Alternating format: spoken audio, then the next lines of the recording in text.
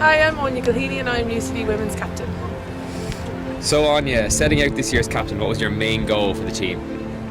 This year we had a bit of development and also some more higher goals in our intervarsities. We were going to try and win a lot of the competitions and do as best we can. We have a lot of older players coming back this year and we thought we could use them as best we could and try to do as well as possible. So how has the women's team changed since last year in UCD? Hasn't really changed much at all.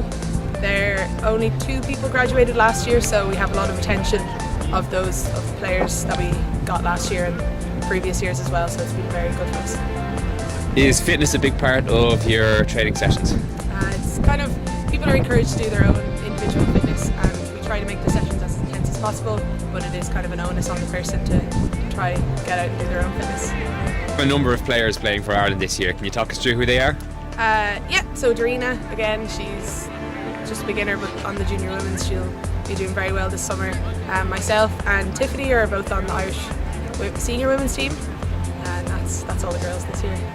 As you said, you're playing for the Irish senior women's team this year. How have you found that's affected you as captain this year? Has it had much of an influence on you? It's made me plan my time a lot more. I've had to prioritise things and take other things off the cards, but it's been okay so far. This hasn't completely broken down yet anyway. Ian French is your coach this year. How have things been with him? Very good. I like Frenchy as a coach. He's very good. He's really nice at just taking all the plans and he plans all the trainings and I don't have to think about that at all, so that's a nice thing to take off my plate for trainings. We can just turn up and he always has a good plan for us. What's been your highlight of the year so far? We did very well at indoors this year. We came in second. We had put a very good fight up to Cork. We did very well at Siege as well. We got through to the semi-finals, which we were delighted with. Played some really intense games, particularly against the Dutch women. We gave them a good game in the group stages, and generally getting a lot of beginners this year. We have 7 or 8 beginners that come to nearly all the sessions and are very enthusiastic, so I'm really happy with that. So for recruitment this year, was there any certain type of player you were focusing on getting, or were you just happy to have everybody? We're definitely happy to have everyone and try to convert them into being more athletic, but we do try focus more on the sporty girls rather than putting it up as just a fun come when you want club. We are definitely encouraging people from other sports to come and making our advertising at Freshers Week very kind of tournament and training oriented, telling them how many trainings we have, you can come to as many as you want, how well we do at tournaments and things, so I think that's worked very well for us this year. Do you have any unique recruiting tactics? Don't think anything particularly unique.